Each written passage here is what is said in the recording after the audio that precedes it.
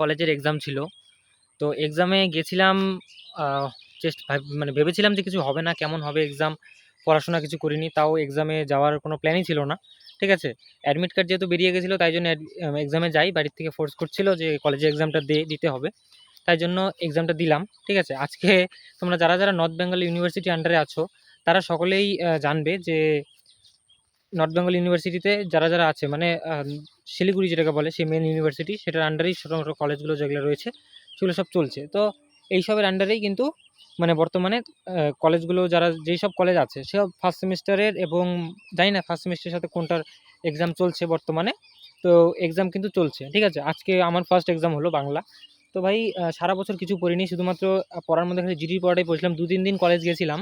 ঠিক আছে, আর পড়ার মধ্যে খালি জিডির পড়াটাই পড়েছিলাম, আর এই এক্সামের জন্য জিডির পড়াটাও 3-4 দিন ধরে বন্ধ ছিল।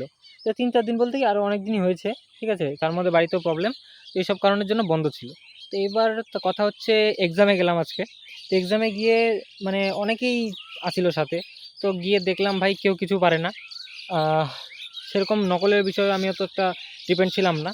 তো তো কেমন কী লিখবো না লিখবো, আমি অ্যাকচুয়াল কথা যেটা আমি সিলেবাসই জানতাম না, তাও গেছি পরীক্ষা দিলাম। প্রশ্নপত্র দেখলাম, আশেপাশে যে কয়টা পারলাম নিজের থেকেই। ঠিক আছে, একটু এক আধ দিন ক্লাস করেছিলাম, যে কটা নিজের থেকে পারলাম সেগুলো লিখলাম। আর যেগুলো পারিনি, ঠিক আছে, সেগুলো মানে সেগুলো হচ্ছে পাশে দুজন মেয়ে ছিল, তার পাশে ছেলে ছিল। ঠিক আছে, পুরো কাউকে দেখিনি আগে। ঠিক আছে, সবাইকে ফার্স্ট টাইম দেখা, পরীক্ষা থেকে হঠাৎ করে ফার্স্ট টাইম। আমি বলি, তোরাও কি কলেজে পড়িস? ঠিক আছে, ফার্স্ট টাইম। তারপর তাদের সাথে পরিচয়, এবং তাদের কাছ থেকে কিছু দেখলাম, আমি কিছু দেখালাম।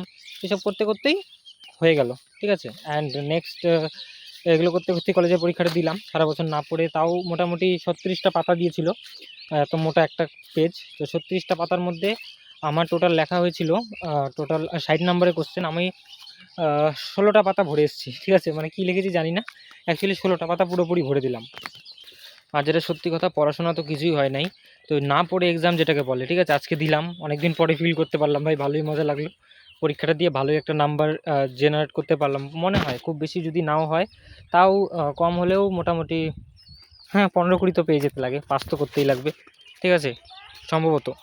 কার কার এক্সাম হচ্ছে অবশ্যই একবার কমেন্টে জানাবে। ঠিক আছে, আর কারা কারা কলেজ কমপ্লিট তারাও একবার জানাও, দেখি সিনিয়র কতজন, আর সমবয়সী কতজন, আর জুনিয়র কতজন। উচ্চ মাধ্যমিক এক্সাম তো চলছে, হ্যাঁ উচ্চ মাধ্যমিক এক্সাম চলছে। ঠিক আছে, তো যারা যারা উচ্চ মাধ্যমিক দিচ্ছ তারা অনেকে আছে, দেখে আমার ভিডিও, তো তাদের জন্য বেস্ট অফ লাক। ঠিক আছে, তোমরা দিয়ে যাও, আশা করি এক্সাম শেষের পথেই। তো দাও, শেষ করো তোমরা সবাই, আর নেক্সট দেখা হচ্ছে তোমাদের সাথে। Good bye.